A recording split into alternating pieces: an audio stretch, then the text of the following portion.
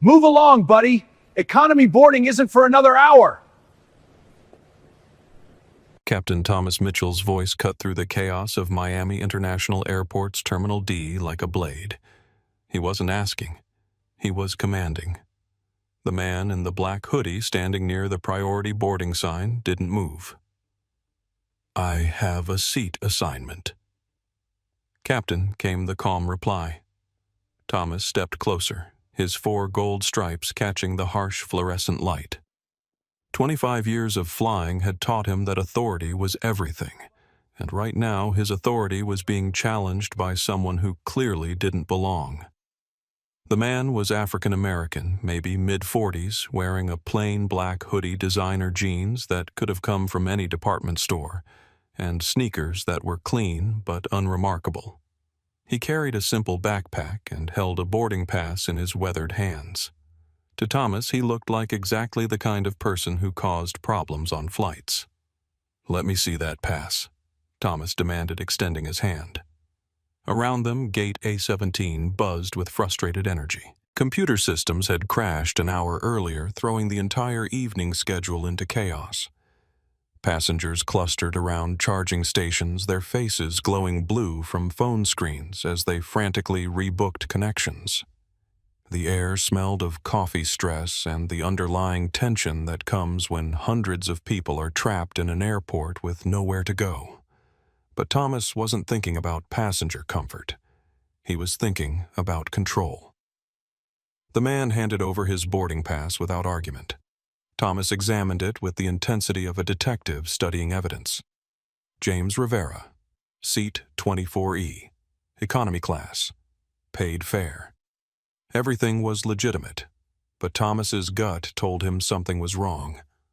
In his 25 years of flying, he'd developed what he called his passenger radar. He could spot trouble before it started. Drug dealers, fraudsters, people flying with fake documents, people who didn't belong in first class, people who thought they could intimidate crew members with attitude. This James Rivera fit the profile perfectly. "Economy boarding doesn't start for 57 minutes, Thomas said, handing the pass back with deliberate slowness. "Priority lane is for premium members only."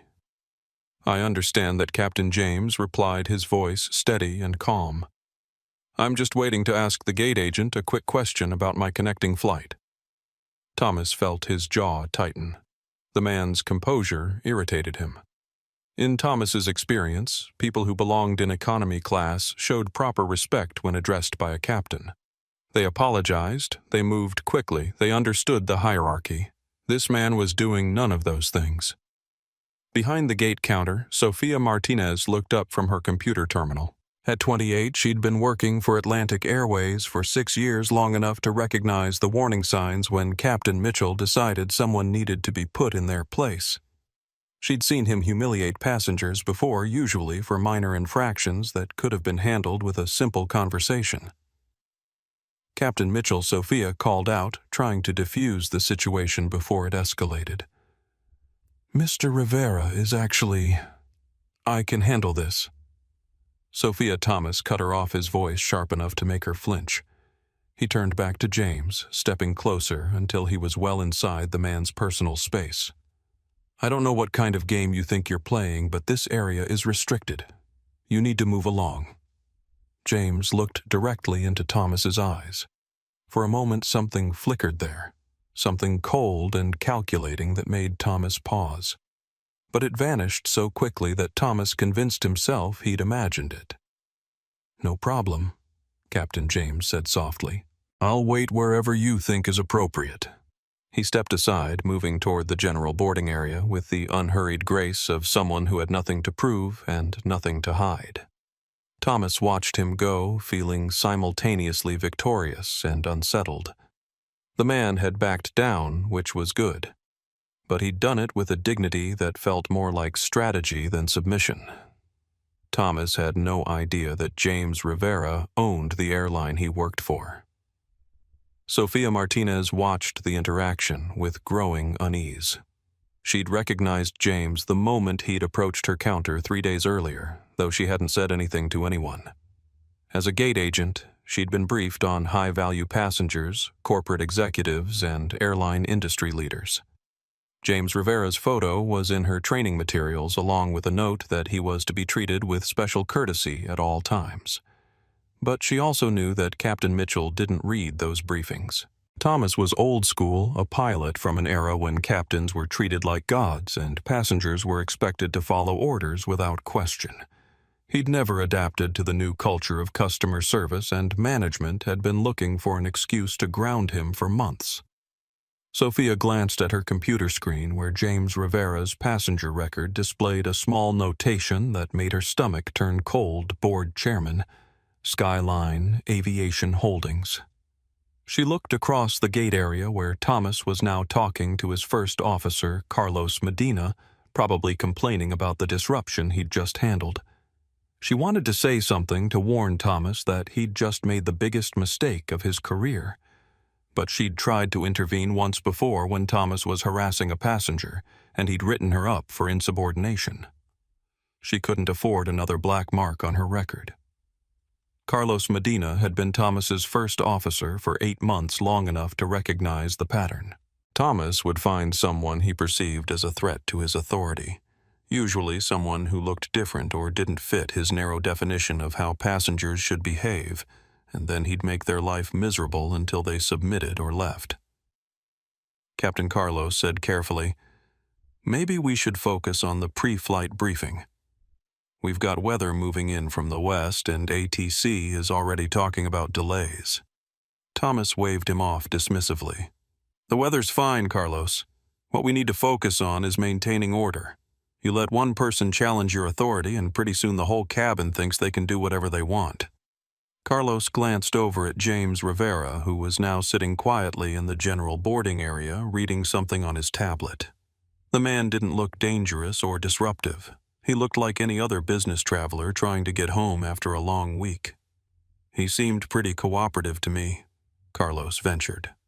Thomas's face darkened. "That's your problem, Carlos. You're too soft. This job isn't about being nice, it's about command presence. That man was testing me, seeing if he could intimidate me with attitude. Well, he learned today that Captain Thomas Mitchell doesn't back down." Lisa Thompson heard the conversation as she walked past, heading toward the gate to begin passenger boarding preparations. As the senior flight attendant on tonight's flight, she'd worked with Thomas dozens of times, and every flight was the same. He'd find someone to pick on, usually a woman or a minority passenger, and then spend the entire flight making their lives miserable. She'd complained to management twice, filing formal reports about Thomas's behavior toward passengers and crew members. Both times she'd been told that Thomas was a senior captain with an excellent safety record and that customer service issues were handled internally. The second time, her supervisor had suggested that maybe she was too sensitive for commercial aviation. Lisa had started looking for jobs with other airlines, but the industry was tight and she had kids to support. She couldn't afford to quit without having something else lined up. So she endured Thomas's bullying, counted down the days until his mandatory retirement, and tried to protect passengers when she could. Tonight felt different, though. There was something about the way Thomas had confronted the man in the hoodie, something more aggressive and personal than his usual power plays. Lisa pulled out her phone and did something she'd never done before she started recording. James Rivera sat in the cramped plastic chair and opened his tablet to a document labeled Atlantic Airways, Discrimination Incident Report Number 47. For 6 months, he'd been collecting evidence of discriminatory treatment on Atlantic Airways flights, particularly on routes serving cities with large minority populations. Miami to Denver was one of the worst offenders. As the chairman of Skyline Aviation Holdings, James owned 89% of Atlantic Airways, though the acquisition hadn't been announced publicly yet. He'd purchased the struggling airline specifically because of reports like the one he was reading now. Passengers being removed from flights for suspicious behavior that turned out to be nothing more than traveling while black. Flight attendants reporting passengers for aggressive behavior that consisted of asking questions about delays. Captains like Thomas Mitchell treating their aircraft like personal kingdoms where anyone who looked different was automatically a threat. Tonight was supposed to be his final test flight, the last piece of evidence he needed to justify the complete overhaul he'd been planning. He'd deliberately chosen an economy seat on one of Thomas's flights, dressed down to see how he'd be treated when he looked like an ordinary passenger instead of a corporate executive. He'd gotten his answer faster than expected. James opened his secure messaging app and typed a brief message to his assistant initiate documentation protocol. Flight AI 447 Captain T. Mitchell. Preliminary incident logged. The reply came back immediately. Legal and security teams standing by. Shall we intervene? James looked across the gate area at Thomas, who was now strutting around the boarding counter like he owned the place. The irony wasn't lost on him. Negative. Let it play out. I want complete documentation. He put his tablet away and settled back to wait. In his military days, he'd learned that the best way to deal with bullies was to give them enough rope to hang themselves. Thomas Mitchell was about to discover that some ropes were longer than others. The boarding area gradually filled with passengers as the departure time approached. James watched them sort themselves into the invisible hierarchy that governed commercial aviation.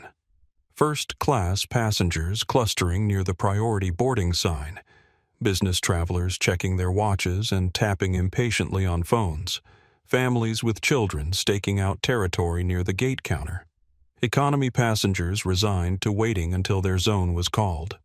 He'd flown this route dozens of times as a regular passenger back when he was building his business and couldn't afford premium seats. He remembered the subtle humiliations, the assumptions people made based on his appearance, the way flight attendants would question his seat assignment, or suggest he'd made a mistake when he handed them a first-class boarding pass.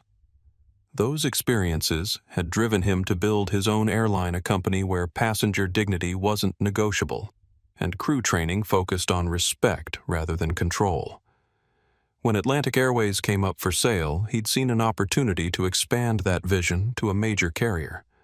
But first he had to document exactly what was wrong with the current culture. Thomas appeared from behind the gate counter, having finished his pre-flight briefing. He moved through the boarding area with the swagger of a man who believed his uniform made him superior to everyone around him. When he passed James, their eyes met for a brief moment. Thomas's expression was cold and dismissive, the look of someone who'd already written James off as unworthy of consideration. James held his gaze steadily until Thomas looked away. In that moment, he made his final decision about Thomas Mitchell's future with Atlantic Airways. It would be ending tonight. The story of James Rivera began 31 years earlier in a cramped apartment in Detroit's Corktown neighborhood. His mother, Sandra Rivera, worked double shifts at a Ford assembly plant during the week and cleaned office buildings on weekends to keep food on the table and rent money in the bank. James never knew his father, who'd walked out when James was 3 years old, leaving behind only a faded photograph and a pattern of broken promises. Sandra died when James was 19, her body finally surrendering to years of exhaustion and untreated diabetes. The week after her funeral, James enlisted in the Air Force, partly because he needed direction, and partly because he wanted to honor the only dream his mother had ever shared with him, that her son would someday fly above the poverty that had defined their lives. He never became a pilot. His test scores channeled him into logistics and supply chain management, where he discovered an intuitive understanding of how complex organizations functioned. The military taught him discipline planning, and, most importantly, how to see patterns that others missed. By the time he left the service 8 years later, he had a degree in business administration and a plan to build something that would last. James started with a single cargo van delivering packages for small businesses in Detroit that couldn't afford major shipping companies. He worked 18-hour days, sleeping in the van between runs, eating cold sandwiches and instant coffee. Within 2 years, he had a fleet of 12 vehicles and contracts with several major auto parts manufacturers. The breakthrough came when he noticed that his clients were paying premium rates for expedited air freight on small high-value components. James saw an opportunity by a small cargo aircraft hire experienced pilots and offer same-day delivery at half the cost of the major carriers. It was risky, requiring him to mortgage everything he owned and borrow against future contracts, but it worked. Rivera Express Air grew from 1 plane to 5, then 20, then a fleet of cargo aircraft serving the entire Midwest. James reinvested every dollar of profit building maintenance facilities, hiring experienced aviation professionals, and gradually expanding into passenger charter service for corporate clients who valued reliability over luxury. The transformation from cargo operator to aviation empire took 15 years of calculated risks and relentless work. James acquired struggling regional airlines, modernized their fleets, and built a reputation for treating both employees and passengers with a level of respect that was rare in the industry. When other airlines were cutting costs by reducing staff and cramming more seats into their aircraft, Rivera's companies were investing in training equipment and customer service.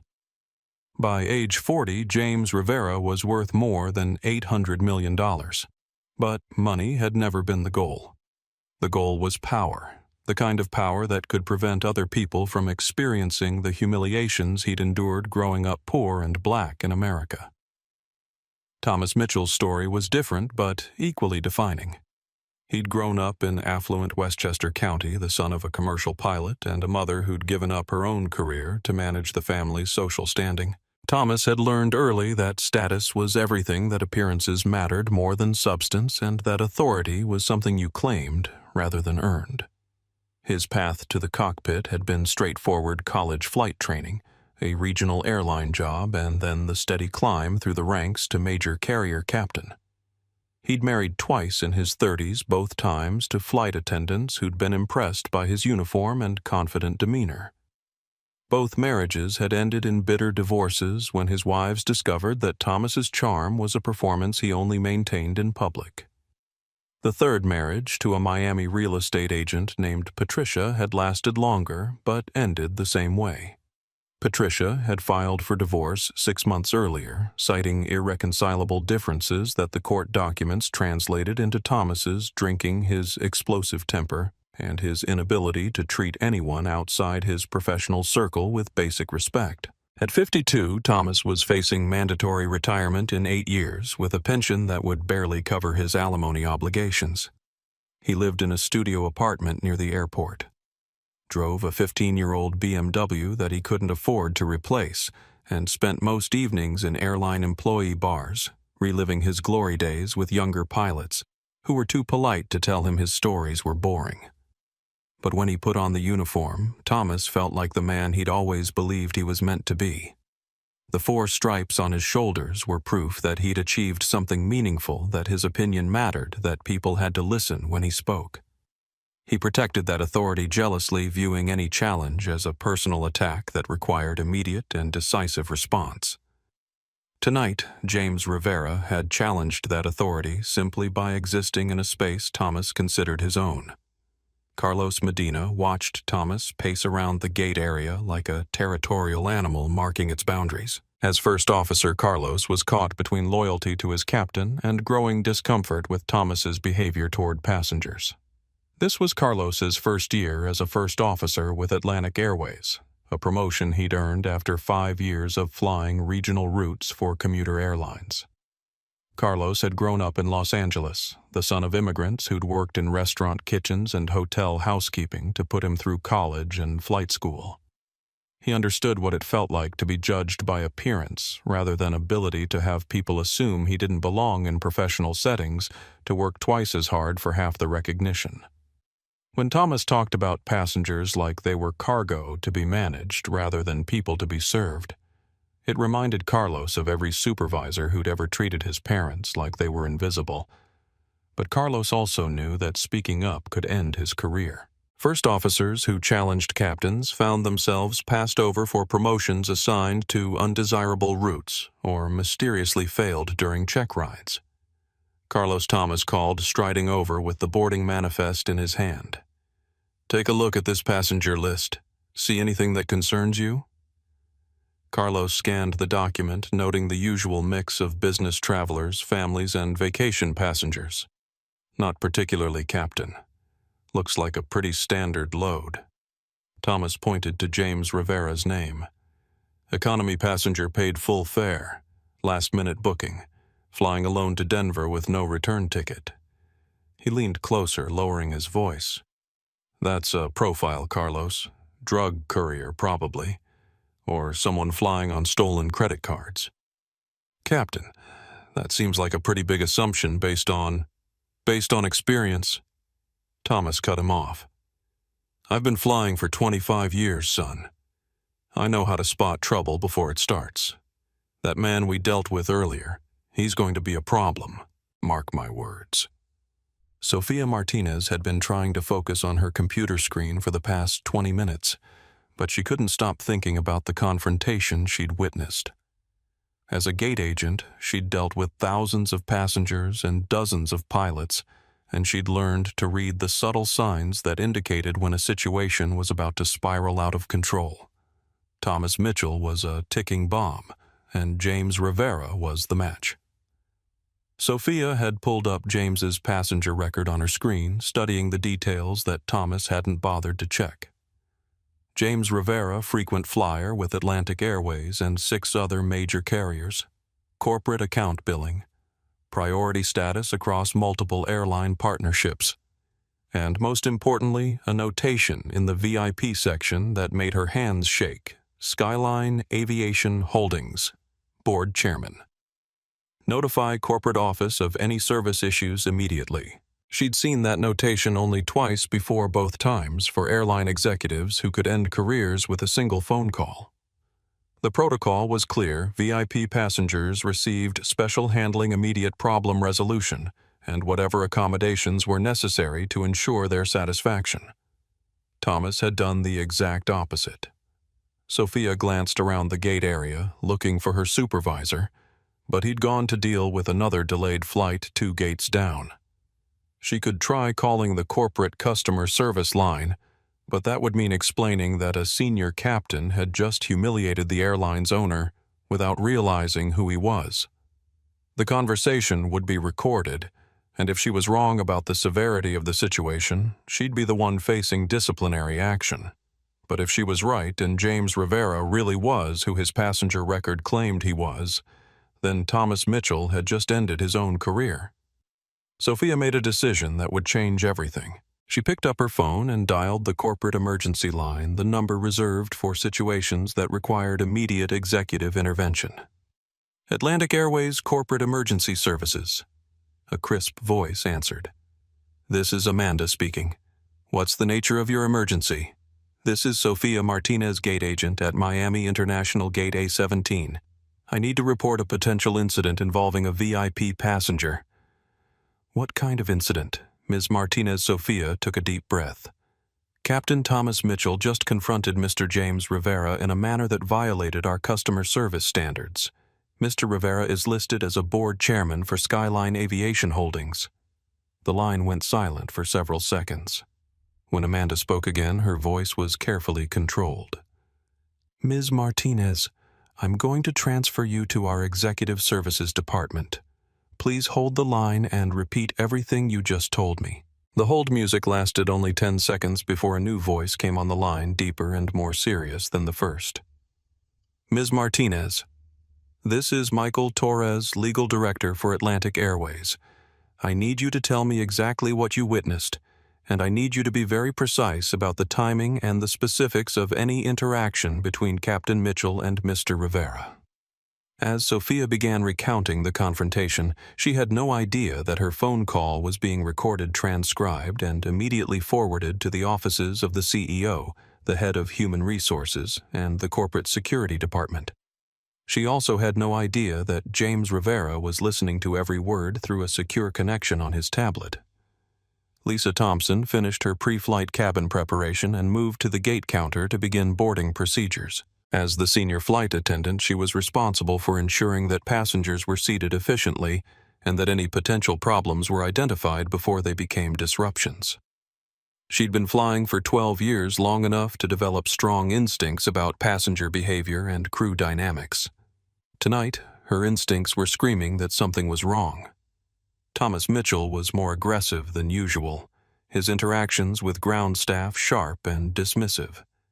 He'd made several comments about maintaining standards and keeping undesirable elements in line language that Lisa recognized as coded racism from her diversity training sessions.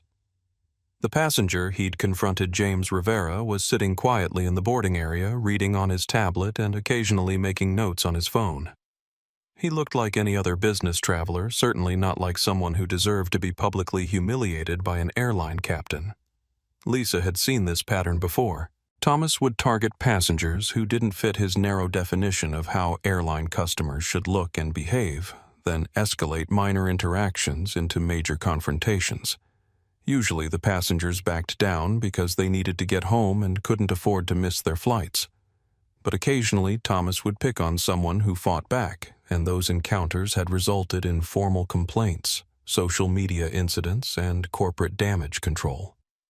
Lisa pulled out her phone and did something she'd never done in 12 years of flying. She started recording. If Thomas was planning to continue his harassment of James Rivera, she wanted evidence for the inevitable investigation. James Rivera closed his tablet and looked around the boarding area with the calculating gaze of a man who'd spent years analyzing business operations. What he saw was a microcosm of everything wrong with commercial aviation. Stressed passengers treated like problems to be solved rather than customers to be served. Employees who'd been trained to enforce rules rather than provide service, and a command structure that prioritized authority over accountability. He'd built his own airline specifically to avoid these problems, hiring employees who understood that customer satisfaction was the foundation of long-term profitability. His crew members were trained to de-escalate conflicts, not create them, and his captains understood that their job was to ensure safe, comfortable transportation, not to demonstrate their power over passengers. When he'd acquired Atlantic Airways, James had planned a gradual transformation of the company culture, implementing new training programs and incentive structures that would encourage better customer service without creating massive disruption to existing operations. But Thomas Mitchell had just accelerated that timeline considerably. James opened his secure messaging app and sent another update to his corporate team: incident escalating as predicted. Recommend full documentation protocol and prepare for immediate intervention if necessary. The response came back within seconds. Legal team briefed and standing by. Security team en route to Miami. Corporate jet fueled and ready for departure if needed. James smiled slightly. One of the advantages of owning an airline was that you could always get a flight when you needed one. Boarding began 15 minutes late, the delay caused by a computer system that was still recovering from the earlier crash. Sophia Martinez's voice echoed through the gate area as she announced priority boarding for first-class and elite status passengers. Thomas emerged from the jet bridge where he'd been completing his final pre-flight inspections and positioned himself near the boarding counter like a nightclub bouncer evaluating customers. He watched each passenger scan their boarding pass and proceed down the jet bridge, his eyes lingering on anyone who didn't fit his mental image of a typical Atlantic Airways traveler. When James Rivera stood up and joined the line, Thomas's attention focused like a laser. Zone 3. Boarding hasn't been called yet, Thomas announced loudly, his voice carrying across the gate area. James looked at his boarding pass, then at the electronic sign that clearly displayed, "Now boarding zones 1-3. He held up his pass so Thomas could see it. "I'm Zone 3 Captain." Thomas snatched the pass from James's hand and examined it with exaggerated scrutiny, holding it up to the light as if checking for counterfeiting. "This shows economy class. Zone 3 economy boarding starts after elite passengers are seated. The sign says Zones 1-3 are boarding now," James pointed out calmly. Sophia Martinez tried to intervene. "Captain Mr. Rivera is correct. We're boarding all zones up to 3. Thomas's face flushed red. "I'll determine the boarding order, Sophia. This is my aircraft." A murmur went through the line of waiting passengers. Several people pulled out their phones and started recording. James noticed a young Latina woman near the front of the line who was live streaming to what looked like a substantial social media following. "Is there a problem with my ticket?" Captain James asked, his voice carrying just far enough for the recording devices to pick up clearly. "There's a problem with passengers who think they can intimidate crew members," Thomas shot back. "I've been watching you, Mr. Rivera. First you were blocking the priority lane, now you're arguing about boarding procedures. That's a pattern of disruptive behavior." Carlos Medina appeared at Thomas's shoulder, his face tight with embarrassment. "Captain, perhaps we should discuss this privately." "There's nothing to discuss," Thomas said firmly. "Mr. Rivera needs to learn that when I give an instruction, passengers follow it without argument." James looked around at the dozen passengers who were now openly staring at the confrontation. He could have identified himself, could have ended the entire situation with a single phone call to corporate headquarters. But he'd come here to document exactly this kind of behavior, and Thomas Mitchell was providing better evidence than James could have hoped for. "I understand," Captain James said quietly. "I'll wait until you're ready for me to board." But Thomas wasn't finished. The public setting the watching passengers and James's calm demeanor had triggered something deeper than professional authority. This was personal now. "Actually, Mr. Rivera, I think we need to have a conversation about your attitude." The boarding line came to a complete stop as Thomas Mitchell stepped directly in front of James Rivera, positioning himself close enough that passengers had to move around them. The gate area, which had been filled with the usual travel buzz of conversations and announcements, fell into an uncomfortable silence as people realized they were witnessing something far more serious than a routine boarding delay. "Step aside, Mr. Rivera." Thomas commanded, his voice carrying the authority he'd cultivated over 25 years of flying. "You and I need to clarify a few things before you set foot on my aircraft." James remained where he stood, his posture relaxed but his eyes alert. "I'm not sure what needs to be clarified, Captain. I have a valid ticket, I'm in the correct boarding zone, and I haven't violated any airline policies. Your attitude is the violation." Thomas shot back. "I've been flying for 25 years, and I know a troublemaker when I see one. First, you're blocking priority areas. Then you're arguing about boarding procedures. That's disruptive behavior, and I won't tolerate it on my flight." Maria Lopez, a high school teacher from Phoenix, continued live streaming from her position near the boarding counter. Her phone showed 847 viewers, and climbing as word spread across social media that something dramatic was happening at Miami International Airport. The comments were flowing faster than she could read them.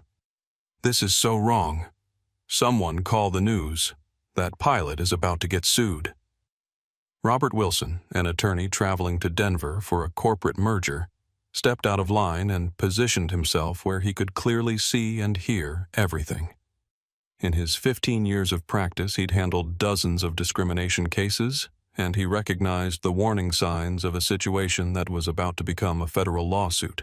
Jennifer Adams, a college senior at the University of Miami, was supposed to be thinking about her economics final exam, but instead found herself documenting what looked like a textbook case of racial profiling. She'd started recording when Thomas first approached James, and her TikTok video was already being shared across multiple platforms with hashtags like airline racism and Flightgate. Thomas was oblivious to the digital documentation building around him. His focus was entirely on James Rivera, who represented everything that frustrated him about the changing nature of commercial aviation. Passengers who didn't show proper deference to crew authority. People who questioned procedures instead of simply following instructions. Individuals who acted like they belonged in spaces that Thomas believed should be reserved for a different class of person. "I want to see some identification," Thomas demanded, holding out his hand. Real identification, not just a boarding pass. James reached into his jacket and produced his driver's license, handing it over without argument. Thomas examined it carefully, comparing the photo to James's face, checking the expiration date, looking for any detail that might justify his suspicions. "Illinois driver's license," Thomas announced loudly, as if this was somehow significant. "You're traveling from Miami to Denver with an Illinois license." That's an unusual routing pattern. I travel frequently for business, James replied calmly. Is there a specific concern about my travel plans? My concern is passenger safety, Thomas said, his voice rising. When someone exhibits suspicious behavior, it's my responsibility to investigate before allowing them on board. Carlos Medina could feel the situation spiraling out of control. He'd seen Thomas target passengers before, but never this aggressively, and never with this many witnesses. The smart move would be to de-escalate, get everyone boarded, and deal with any issues once they were in the air. But Carlos also knew that challenging Thomas in public would end his own career before it had really started. Captain Carlos said quietly, "We're already running behind schedule. Maybe we should continue this conversation on the aircraft." Thomas turned on his first officer with a look that could have melted steel. "Mr. Medina, I'm handling a security situation. Your job is to support my decisions, not second-guess them." Sofia Martinez watched from behind the gate counter, her hands shaking as she tried to appear busy with passenger manifests, while actually listening to every word of the confrontation. She'd already made her call to corporate headquarters, but she had no idea when or if anyone would respond. Meanwhile, Thomas Mitchell was destroying his career in real time and taking the airline's reputation down with him. The line of passengers behind James had grown restless. Business travelers checked their watches and muttered about missed connections. Families with young children looked anxiously toward the aircraft, worried about finding overhead bin space for their carry-on bags. An elderly couple near the back of the line asked each other in voices loud enough to be overheard whether they should rebook on a different flight. But James Rivera remained perfectly still, his breathing steady, his expression neutral. He'd learned this kind of control during his military service, where losing your temper could get people killed. More importantly, he'd learned it during 30 years of being a black man in corporate America, where showing anger, even justified anger, could be used as evidence that you didn't belong in the room. Mr. Rivera Thomas continued, his voice taking on a tone of false reasonableness that made the situation even more uncomfortable. "I'm going to ask you some questions, and I need you to answer them honestly. Are you traveling alone?" "Yes, sir." "What's the purpose of your trip to Denver business?" "What kind of business?" James paused. This was the moment when he could end the confrontation by revealing his identity, by explaining that he owned the airline and that Thomas was interrogating his boss. But that would defeat the purpose of his investigation. He needed to document how Atlantic Airways treated passengers who didn't have corporate titles to protect them. "I'm in the aviation industry," James said, which was technically true. Thomas's eyes lit up as if he'd uncovered a crucial piece of evidence. "Aviation industry? What company? A private company. Private company." Thomas repeated the words like they were suspicious in themselves. "And you're flying economy class to conduct aviation business." "I fly economy frequently." "Why?" The question hung in the air like a challenge. Around them, passengers shifted uncomfortably, recognizing that they were witnessing something that went far beyond normal airline security procedures. This was an interrogation conducted in public without justification or probable cause. Robert Wilson stepped forward. "Excuse me, Captain, but I'm an attorney, and what you're doing right now could be construed as harassment. This passenger has provided identification. He has a valid ticket, and he's answered your questions politely. Unless you have specific evidence of wrongdoing, you need to allow him to board." Thomas turned his attention to Robert with the cold fury of someone whose authority has been challenged by an outsider. "Sir, I'm going to ask you to step back and mind your own business. This is an airline security matter." "Actually, it's not," Robert replied calmly. "Airline security is handled by federal agents, not pilots. You're conducting an interrogation based on what appears to be racial profiling, and this entire interaction is being recorded by multiple passengers." For the first time, Thomas looked around the gate area and noticed the phones pointed in his direction. The recording devices didn't deter him, they enraged him. In his mind, these passengers were witnessing his authority being undermined, and he needed to reassert control immediately. "Mr. Rivera Thomas," said his voice becoming harsh and official, I'm ordering you to step aside for additional screening. Your behavior has been disruptive. Your answers have been evasive, and I have reasonable suspicion that you may pose a security threat to this flight." The gate area fell completely silent. Even the background noise of airport announcements and rolling luggage seemed to pause as passengers processed what they'd just heard. Thomas Mitchell had just officially accused James Rivera of being a terrorist threat. James felt something cold settle in his chest, a familiar sensation from his military days when situations moved beyond diplomacy into the realm of inevitable conflict. He'd given Thomas multiple opportunities to step back to de-escalate to simply treat him like any other passenger. Instead, Thomas had chosen to double down on his prejudice and make it official.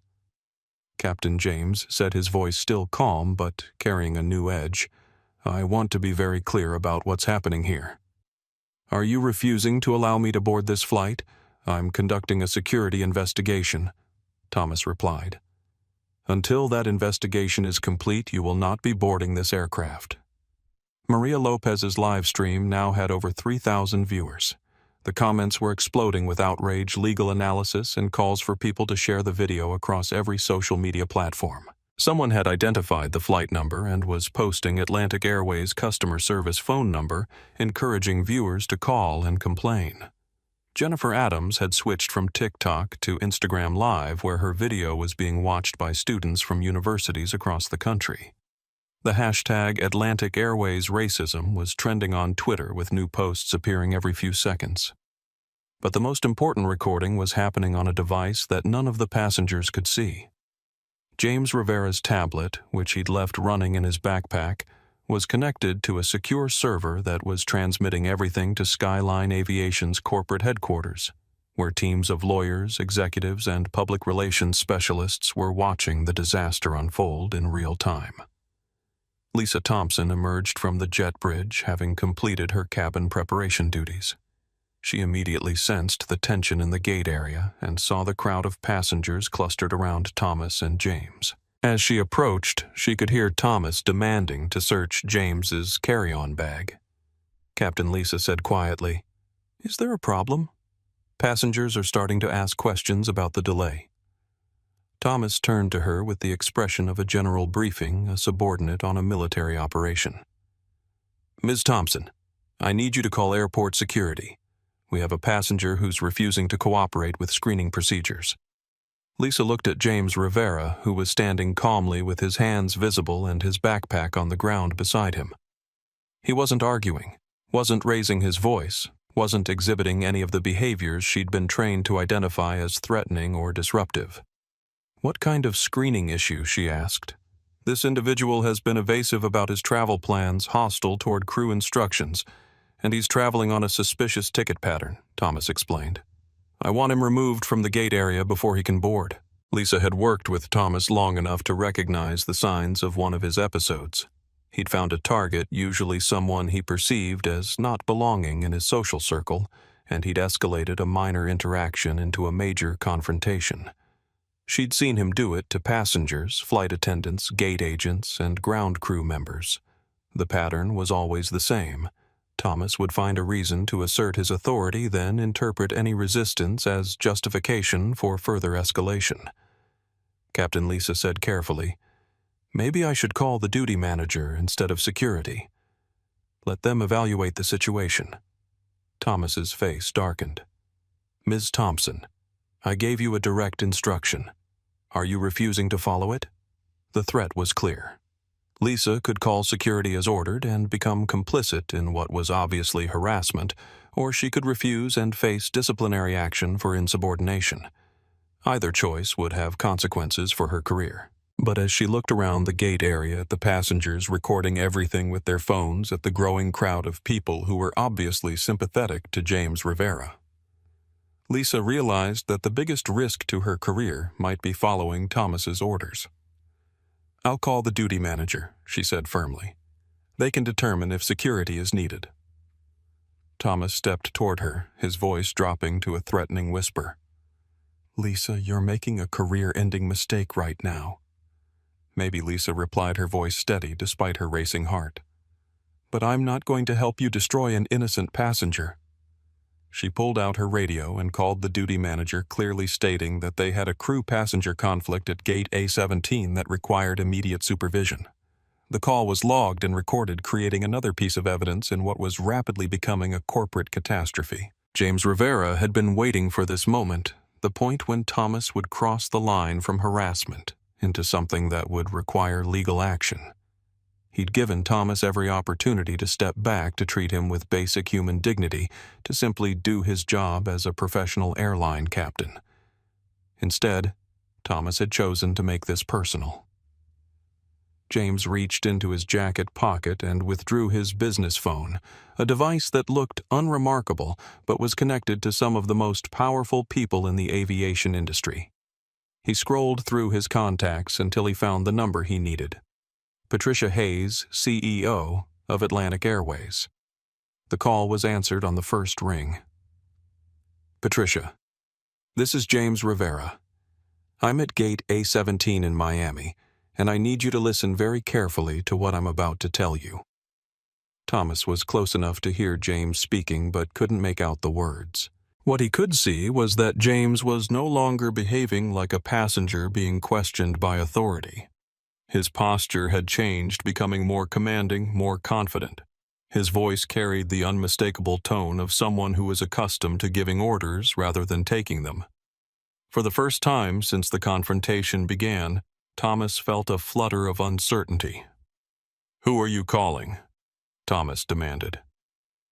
James finished his phone conversation and looked directly into Thomas's eyes. "I just spoke with your CEO." Thomas laughed, but it sounded forced and hollow. "Right. You've got the CEO of Atlantic Airways on speed dial." "Actually, I do." The certainty in James's voice made Thomas pause. Around them, the gate area had become completely focused on their confrontation. Passengers had stopped pretending to mind their own business and were openly watching the drama unfold.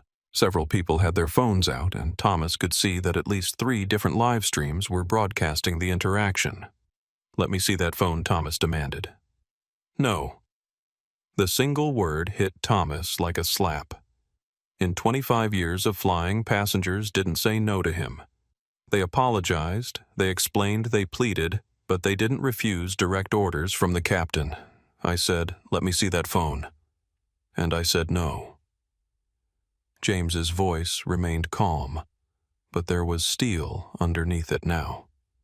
"Captain, I suggest you take a step back and think very carefully about your next move." Thomas felt his control of the situation slipping away. The passengers were watching, recording, judging.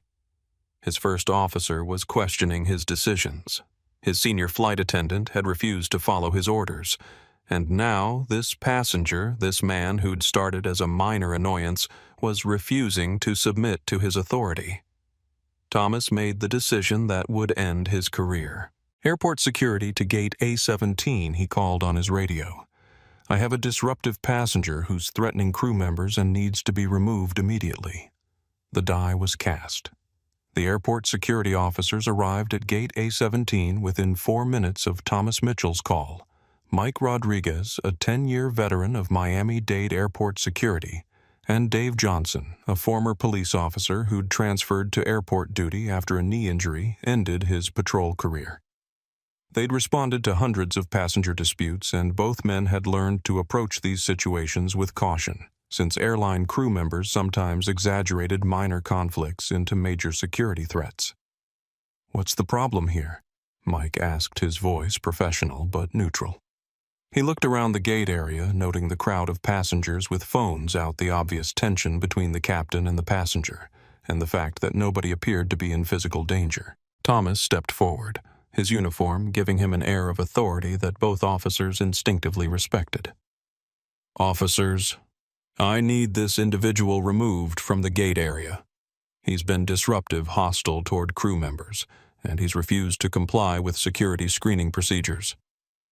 Mike looked at James Rivera, who was standing quietly with his hands visible and his boarding pass in his hand. "Sir, what's your side of this?" I haven't been disruptive or hostile, James replied calmly. I've answered all the captain's questions, provided identification when requested, and followed all airline procedures. The only issue seems to be that Captain Mitchell doesn't believe I should be allowed to board the flight. Dave pulled out his notebook. Let me get some basic information. Name James Rivera, and you have a ticket for this flight. James handed over his boarding pass.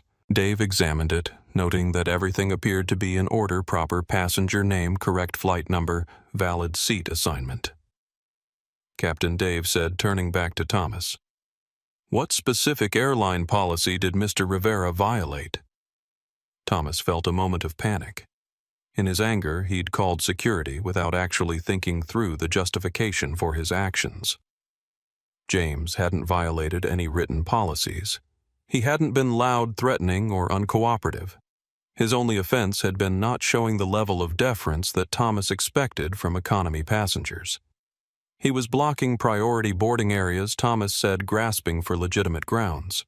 And when I asked him to move, he became argumentative and hostile. I moved when asked, James pointed out quietly. And I haven't raised my voice once during this entire conversation. Mike looked around the gate area where dozens of passengers were still recording the interaction. Does anyone here witness Mr. Rivera being argumentative or hostile? Several passengers shook their heads. Maria Lopez called out from her position near the boarding counter. He's been totally polite the whole time. The captain's been the one getting aggressive. Robert Wilson stepped forward. Officer, I'm an attorney, and I've been watching this entire interaction. Mr. Rivera has been cooperative throughout. This appears to be a case of harassment based on racial profiling.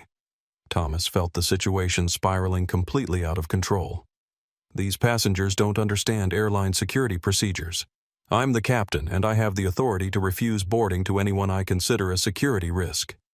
Based on what Dave asked bluntly, what specific actions or statements made you consider Mr. Rivera a security risk?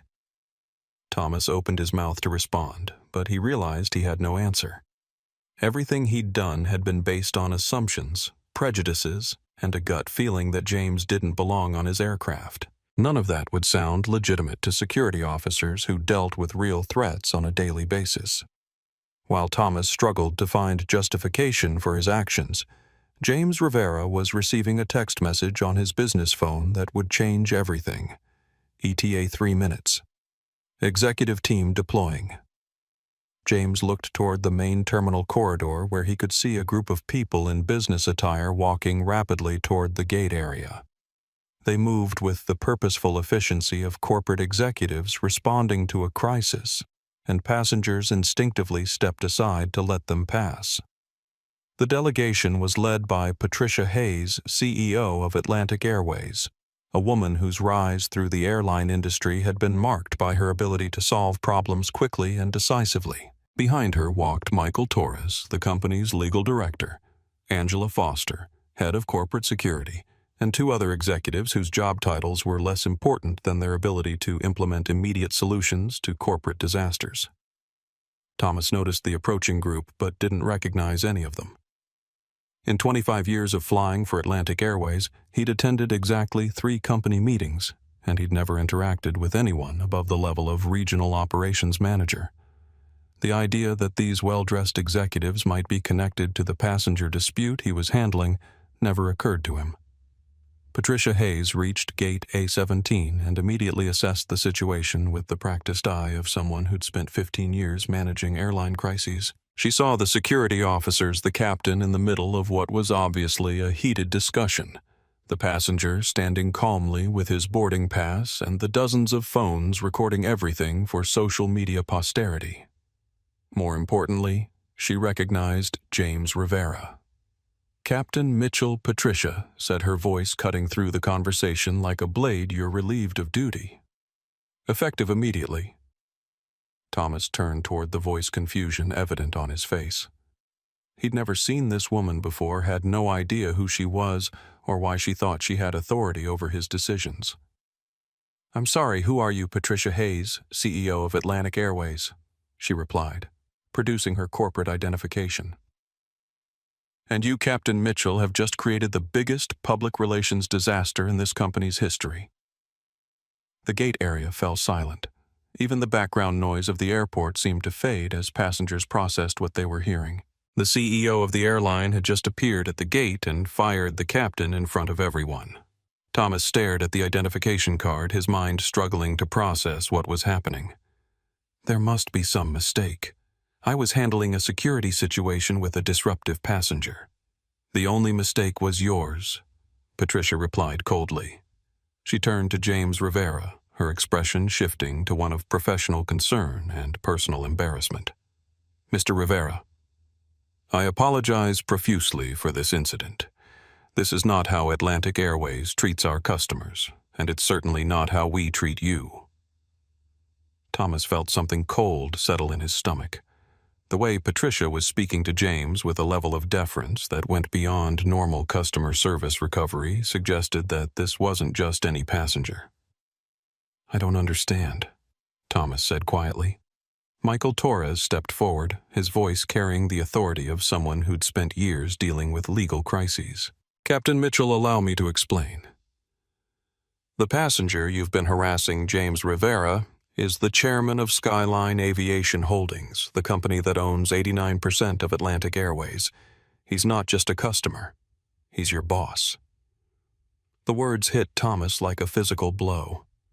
He looked at James Rivera, seeing him clearly for the first time, the quiet confidence, the expensive watch barely visible beneath his sleeve, the way he'd remained calm throughout an interaction that would have angered most people beyond reason. "That's impossible," Thomas said, but his voice lacked conviction. Angela Foster opened her tablet and turned it toward Thomas, displaying James Rivera's corporate profile. Chairman and CEO of Skyline Aviation Holdings, net worth $1.2 billion, owner of the largest private aviation company in North America, and majority shareholder in Atlantic Airways. "Mr. Rivera purchased this airline 90 days ago," Angela explained. "The acquisition hasn't been announced publicly yet, but every member of senior management was briefed on his importance to our company. Apparently, that briefing didn't reach the flight operations level." Thomas felt his knees go weak. He'd spent the last hour publicly humiliating the man who owned the airline, who controlled his paycheck, who could end his career with a single decision. Every word he'd spoken, every assumption he'd made, every moment of aggression had been directed at someone who had the power to destroy him completely. "Mr. Rivera Thomas," said his voice barely above a whisper. "I didn't know. I had no idea who you were." James looked at Thomas with an expression that was neither angry nor sympathetic. "That's exactly the problem, Captain. You treated me the way you did because you didn't know who I was. But how I should be treated shouldn't depend on my title or my net worth. It should depend on basic human dignity." Patricia Hayes turned to address the crowd of passengers who were still recording everything. "Ladies and gentlemen, I want to personally apologize for what you've witnessed tonight. The behavior you've seen from Captain Mitchell does not represent the values or standards of Atlantic Airways. We will be conducting a full investigation, and we will be implementing immediate changes to ensure that no passenger ever experiences this kind of treatment again." She paused, looking directly into several of the phones that were broadcasting live to social media audiences. "To those of you who are sharing this story online, I ask that you include this message. Atlantic Airways is committed to treating every passenger with respect and dignity regardless of their appearance, background, or ticket class. What happened here tonight was wrong, and we will make it right." Carlos Medina had been watching the entire scene unfold with a mixture of horror and fascination. As Thomas's first officer, he'd known that his captain's behavior was problematic, but he'd never imagined it would lead to this kind of corporate intervention.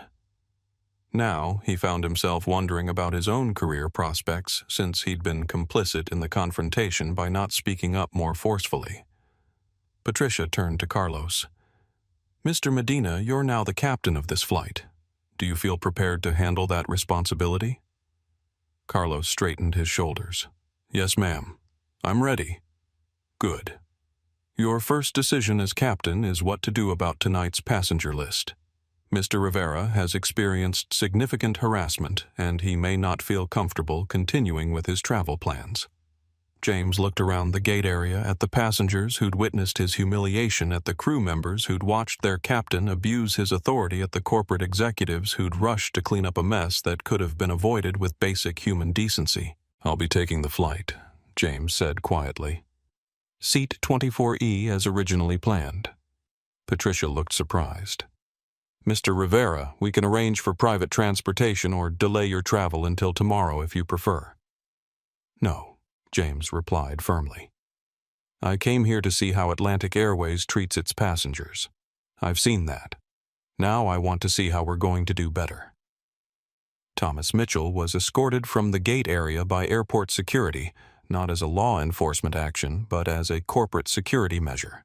His airline identification was confiscated, his access to company computers was immediately revoked, and his personal belongings were collected from the crew room under supervision. As he walked through the terminal, still wearing his captain's uniform but no longer entitled to the authority it represented, Thomas felt the weight of every assumption he'd made, every prejudice he'd acted on, every moment when he'd chosen power over decency. He'd lost more than a job. He'd lost his identity, his financial security, and his professional reputation. But most importantly, he'd lost the opportunity to learn something that James Rivera had tried to teach him, that respect is something you give to everyone, not something you withhold until they prove they deserve it. The Boeing 757 pushed back from the gate 37 minutes late, with Carlos Medina in the left seat and a relief first officer who'd been called in from home. The passenger manifest showed James Rivera in seat 24E, exactly where he'd planned to sit from the beginning. As the aircraft lifted off from Miami International Airport, climbing into the Florida night sky, James looked out the small economy window and thought about the conversations that would happen tomorrow with Atlantic Airways employees who needed to understand that customer service was a core value, not an optional courtesy, with industry leaders who needed to see that change was coming whether they embraced it or not, with passengers who deserved to travel with dignity regardless of their appearance or ticket class. The transformation of Atlantic Airways would begin tomorrow, but the transformation of Thomas Mitchell had already ended tonight. The Atlantic Airways Boeing 757 cruised at 39,000 feet over the Georgia mountains, but the real turbulence was happening in corporate boardrooms, legal offices, and social media feeds across the country. The video footage from Gate A17 had already been viewed more than 2 million times across various platforms, with Atlantic Airways racism trending #1 on Twitter and major news outlets picking up the story for their morning broadcasts.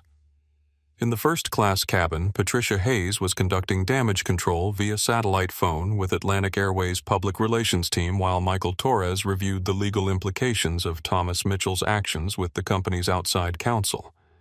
The consensus was clear: this was going to be expensive, embarrassing, and potentially catastrophic for the airline's reputation unless they acted quickly and decisively. James Rivera sat in seat 24E, the middle seat in economy that he'd deliberately chosen to experience Atlantic Airways from a passenger's perspective. He was reviewing a comprehensive report on his tablet that detailed 6 months of similar incidents across the airline's route network. Passengers questioned about their right to be in premium cabins. Travelers subjected to additional screening based on appearance rather than behavior. Crew members who'd learned to see certain passengers as problems to be managed rather than customers to be served. The data painted a clear picture of an organizational culture that had prioritized authority over accountability, creating an environment where employees like Thomas Mitchell could act on their prejudices without fear of consequences. That culture was about to change dramatically. Carlos Medina announced their descent into Denver International Airport with a voice that carried new confidence and authority.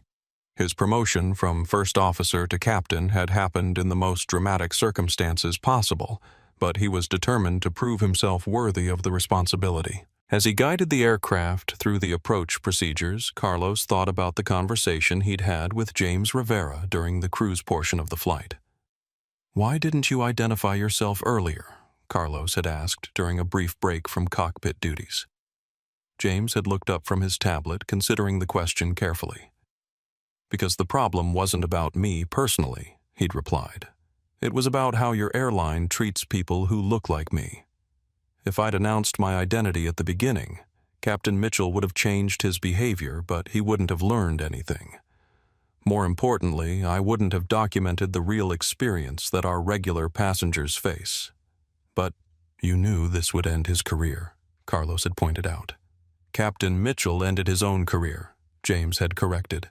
I just gave him the opportunity to show who he really was. The question now is whether the rest of your crew is going to learn from his mistake or repeat it. The aircraft touched down in Denver at 11:47 p.m. Mountain Time, 3 hours and 12 minutes after the scheduled arrival. The delay had been caused by the incident at Miami, but none of the passengers complained. Word had spread through the cabin about what had happened at the gate, and there was a sense that they'd all witnessed something historically significant. As passengers deplaned, many stopped to thank James Rivera for his dignity during the confrontation. Maria Lopez, the teacher who'd live-streamed the entire incident, told him that her video had been shared by civil rights organizations, aviation industry groups, and news outlets around the world. "You changed something tonight," she said. "Not just for this airline, but for all of them." Robert Wilson, the attorney, handed James his business card. "If you need any legal support for what comes next, please call me." What happened tonight was a clear violation of federal civil rights laws, and Thomas Mitchell should face criminal charges, not just employment consequences. Jennifer Adams, the college student, showed James her phone where her TikTok video had reached 4.2 million views. "My generation doesn't tolerate this kind of behavior," she said. "Airlines need to know that we're watching, and we're not going to let them get away with treating people badly." By the time James reached the terminal, the story had already dominated 3 news cycles. CNN had interviewed civil rights attorneys about racial profiling in commercial aviation. Fox News had run a segment on airline captain authority and passenger rights. MSNBC had connected the incident to broader patterns of discrimination in the transportation industry. More importantly for Atlantic Airways, their corporate customer service phone lines had been overwhelmed with calls from passengers threatening to boycott the airline unless dramatic changes were implemented immediately. Social media managers were working around the clock to respond to thousands of negative comments, and the company's stock price had dropped 12% in after-hours trading. Thomas Mitchell's downfall was swift and comprehensive. By the time the flight landed in Denver, he'd been terminated from Atlantic Airways with cause, meaning he lost not only his job, but also his pension benefits, health insurance, and professional references. The Federal Aviation Administration launched an investigation into his conduct with the possibility of permanent revocation of his airline transport pilot certificate. The criminal investigation was more serious. The Miami-Dade District Attorney's Office announced that they were reviewing the incident for possible civil rights violations, false imprisonment, and abuse of authority. Federal prosecutors indicated they might pursue charges under airline safety regulations that made it a crime to interfere with passenger transportation without legitimate cause. Thomas's personal life collapsed as quickly as his professional career. His ex-wife filed paperwork to increase his alimony obligations, claiming that his misconduct had damaged her reputation by association. His apartment lease was terminated when his landlord saw the viral videos and decided he didn't want a racist pilot as a tenant. His car was repossessed when he missed the first payment after losing his job. But the most devastating blow came from his own industry. Pilots across the aviation community, including many who'd previously defended Thomas's aggressive management style, publicly condemned his actions. The Airline Pilots Association issued a statement distancing itself from his behavior. Other airlines quietly added his name to their do not hire databases, ensuring that he'd never fly commercially again. Within 72 hours, Thomas Mitchell went from being a senior airline captain to an unemployed, unemployable pariah, whose face was recognizable to millions of people as a symbol of workplace racism. Atlantic Airways' response was unprecedented in its scope and speed.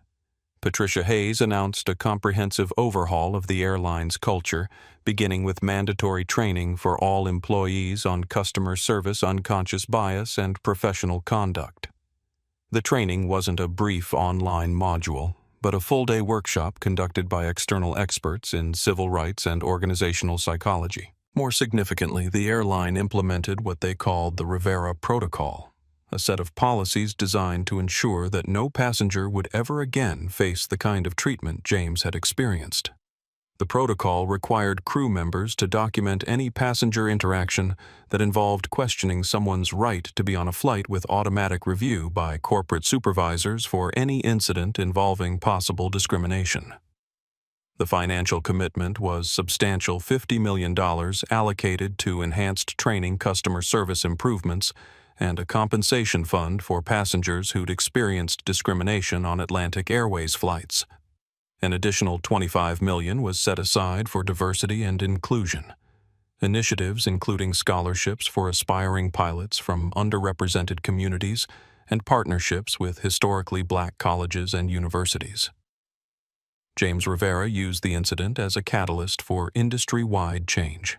As the owner of Atlantic Airways and chairman of Skyline Aviation Holdings, he had the influence to push for reforms that went far beyond a single airline. He announced the creation of the Aviation Equality Initiative, a coalition of airlines' pilot organizations and civil rights groups committed to eliminating discrimination in commercial aviation. The initiative's first action was to establish a database for reporting discriminatory incidents across all major airlines, with standardized investigation procedures and public reporting of results. Airlines that participated would receive preferred status with corporate travel departments and government contracts. Airlines that refused would face coordinated pressure from civil rights organizations and social media campaigns. The Department of Transportation, responding to public pressure generated by the viral videos, announced new regulations requiring airlines to provide quarterly reports on passenger complaints related to discrimination. The regulations also mandated that airline employees receive annual training on civil rights laws and that companies face significant financial penalties for patterns of discriminatory behavior. Industry analysts predicted that the changes would cost airlines hundreds of millions of dollars in training compliance and operational modifications. But they also noted that the cost of inaction could be even higher, as passengers increasingly chose airlines based on their reputation for treating customers fairly. 6 months after the incident at Gate A17, the transformation of Atlantic Airways was visible throughout the company. Customer satisfaction scores had reached all-time highs. Employee morale had improved significantly, and the airline's reputation had recovered to the point where it was being featured in business schools as a case study in crisis management and cultural change. Lisa Thompson was promoted to Director of Cabin Services, making her responsible for training flight attendants across the entire Atlantic Airways fleet. Her first initiative was to implement a program where crew members were evaluated not just on safety procedures, but on their ability to make passengers feel welcome and respected regardless of their appearance or ticket class. Sofia Martinez became the airline's Customer Experience Manager, a newly created position that gave her authority to resolve passenger complaints in real time and implement policy changes based on feedback from travelers. Her team monitored social media for mentions of Atlantic Airways, responding immediately to any reports of poor service or discriminatory treatment. Carlos Medina thrived as a captain, developing a reputation for professionalism and passenger advocacy that made him one of the most requested pilots in the Atlantic Airways fleet. He used his position to mentor young Hispanic pilots and advocate for diversity in airline hiring practices. The industry changes rippled far beyond Atlantic Airways. Other airlines, recognizing that viral videos could destroy decades of brand building in a matter of hours, implemented similar training programs and customer service reforms. The era of airline employees treating passengers as problems to be managed was ending, replaced by a culture that recognized customer service as essential to long-term profitability. Civil rights organizations noted a significant decrease in discrimination complaints against airlines, while passenger advocacy groups reported that travelers felt more confident about reporting poor treatment because they knew their complaints would be taken seriously. The legal consequences for Thomas Mitchell continued to unfold over the following months. He pled guilty to federal civil rights violations in exchange for a suspended sentence and 2 years of probation, during which he was required to perform community service with organizations dedicated to fighting racism. His FAA certification was permanently revoked, ending any possibility of a return to commercial aviation. He found work as a shift supervisor for a logistics company in New Jersey, a position that paid less than 1/5 of his former captain's salary and offered none of the prestige he'd once enjoyed. Colleagues who recognized him from the viral videos were polite but distant, and he spent most of his time alone reviewing shipping manifests and trying to avoid conversations about his past. But the most profound change was in Thomas himself. Stripped of the uniform that had defined his identity for 25 years, forced to confront the reality of his actions and their consequences, he began to understand what James Rivera had tried to tell him that night at Gate A17, that respect is something you give to everyone, not something you withhold until they prove they deserve it. In a letter to James Rivera that he wrote but never sent, Thomas reflected on the lessons he'd learned too late. I spent 25 years believing that my uniform made me better than the people I served. I was wrong about everything. You tried to show me that dignity doesn't depend on appearance or status or power, but I was too arrogant to listen. I hope the changes you've made will prevent other people from making the same mistakes I made. I hope other captains will learn what I should have known from the beginning, that every passenger deserves to be treated like a human being, regardless of what they look like or where they're sitting on the plane. The letter remained in Thomas's apartment, a private acknowledgement of truths he'd discovered too late to save his career, but not too late to change his character. 1 year after the incident at Gate A17, James Rivera stood in the boardroom of Atlantic Airways headquarters in Miami, looking out at the city where his confrontation with Thomas Mitchell had changed the trajectory of an entire industry. The room was filled with airline executives, civil rights leaders, and employee representatives who'd gathered for the first annual Aviation Equality Summit, an event that had grown from James's initial vision into a movement that was reshaping commercial aviation. The transformation had been more profound than anyone could have anticipated. Atlantic Airways had gone from being a case study in workplace discrimination to a model for inclusive customer service. Employee satisfaction surveys showed dramatic improvements in workplace culture, while passenger ratings had reached levels that other airlines struggled to match. Most importantly, the number of discrimination complaints had dropped to nearly zero, not because passengers had stopped reporting problems, but because the problems themselves had largely disappeared. Patricia Hayes took the podium to address the assembled crowd. 12 months ago, our company faced the darkest moment in its history. A passenger was publicly humiliated by one of our employees, recorded by dozens of witnesses and broadcast to millions of people around the world. We could have seen that as the end of our reputation. Instead, Mr. Rivera helped us see it as the beginning of our transformation.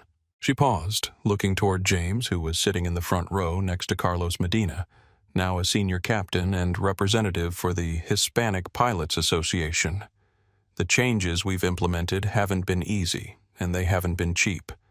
But they've been worth every dollar and every hour of effort because they've reminded us why we exist to serve people, all people with dignity and respect. Carlos stepped to the microphone, his captain's uniform now bearing 4 stripes that he'd earned through competence rather than privilege. I was there that night, he said, his voice carrying across the room. I watched a good man get treated badly by someone who thought his position gave him the right to judge people by their appearance. I was ashamed that I didn't speak up sooner, but I learned something that night that changed my entire approach to this job. He looked directly at James. You could have identified yourself at any point during that confrontation. You could have ended Captain Mitchell's harassment with a single phone call, but you didn't because you understood that the problem wasn't about how James Rivera was being treated. It was about how any passenger who looked like James Rivera might be treated. You let yourself be humiliated so that other people wouldn't have to experience the same thing. The room fell silent as Carlos continued. That's what real leadership looks like. Not the kind that demands respect because of rank or authority, but the kind that earns respect by standing up for people who can't defend themselves. James walked to the front of the room, accepting the microphone with the same quiet dignity he'd shown that night at Gate A17. He looked out at the audience airline employees who'd changed their approach to customer service passengers, who'd found the courage to speak up against discrimination industry leaders, who'd recognized that treating people fairly wasn't just morally right, but financially smart. When I sat in that economy seat, James said I wasn't thinking about changing an industry. I was thinking about my mother, who worked 2 jobs to keep us fed and housed, and who taught me that respect isn't something you earn by accumulating wealth or titles. It's something you give to everyone you meet, because that's what human beings deserve. His voice carried the weight of personal experience and hard-won wisdom. Captain Mitchell made a mistake that night, but he wasn't the only one. For too long, all of us in this industry accepted that some passengers would be treated poorly because of how they looked or where they sat on the plane. We told ourselves that was just how the business worked, that customer service was secondary to operational efficiency. James paused, looking around the room at faces that represented every level of the aviation industry. What we learned is that treating people with dignity isn't expensive. It doesn't require new equipment or complex procedures. It just requires remembering that every passenger is someone's mother or father, son or daughter, someone who deserves to travel without fear of being humiliated or harassed. He stepped closer to the audience, his voice becoming more personal. I want to share something that Thomas Mitchell wrote to me in a letter he never sent, but that he shared with a counselor as part of his community service requirement. James pulled out a folded piece of paper. He said, I spent 25 years believing that my uniform made me better than the people I served. You tried to show me that dignity doesn't depend on appearance or status or power, but I was too arrogant to listen. The room was completely quiet as James continued reading. I hope the changes you've made will prevent other people from making the same mistakes I made. I hope other captains will learn what I should have known from the beginning, that every passenger deserves to be treated like a human being. James folded the letter carefully. Thomas Mitchell lost his career because he forgot something fundamental about human nature. But in losing his career, he found his humanity. And maybe that's the real lesson here. It's never too late to learn how to treat people better. As the summit concluded, participants scattered to airports across the country, carrying with them new policies, fresh perspectives, and a renewed commitment to making commercial aviation a place where everyone could travel with dignity. The changes they implemented would touch millions of passengers over the coming years, preventing countless incidents of discrimination and harassment. James Rivera returned to seat 24E on his flight home, not because he had to, but because he chose to. As the aircraft climbed into the evening sky, he thought about the journey that had brought him from a poor kid in Detroit to the owner of multiple airlines, and about the responsibility that came with that success. Looking out the small economy window at the lights of Miami disappearing below, James reflected on a truth that had taken him 44 years to fully understand. Sometimes the most powerful thing you can do is stay exactly where you belong and make the world change around you. The flight attendant, a young woman named Maria, who'd been hired as part of Atlantic Airways' diversity initiative, stopped by his seat. Mr. Rivera, can I get you anything?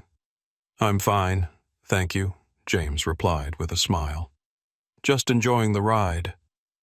She nodded and moved on to the next passenger, treating them with the same courtesy and respect she'd shown him, because that was now the standard at Atlantic Airways. It was a small moment, unremarkable in itself, but it represented something larger. A culture where passenger dignity wasn't negotiable, where respect was given freely rather than earned through status, where the color of someone's skin or the price of their ticket didn't determine how they were treated. That was Thomas Mitchell's real legacy, not the career he destroyed through prejudice, but the industry he inadvertently helped transform through his failure. And that was James Rivera's victory. Not the humiliation of one bigoted pilot, but the elevation of millions of passengers who would never know his name, but would benefit from his quiet courage on a difficult night in Miami. Sometimes justice doesn't come with fanfare or celebration.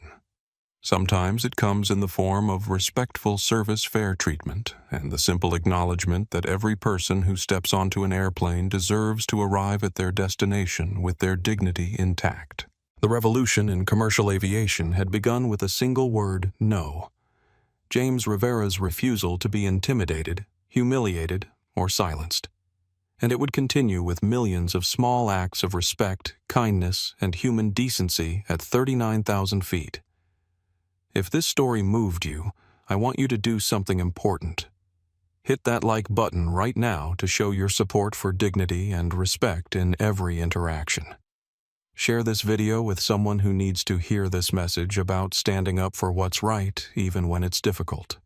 And don't forget to subscribe and ring that notification bell because we're bringing you more powerful stories of justice and courage every single week. Have you ever been in a situation where you had to choose between speaking up and staying silent? Drop your story in the comments below. Let's build a community where everyone's voice matters and everyone's dignity is protected. Remember, you never know who you're talking to, but more importantly, it shouldn't matter. Every person deserves respect, kindness, and basic human decency. Thanks for watching, and I'll see you in the next story where quiet strength changes everything.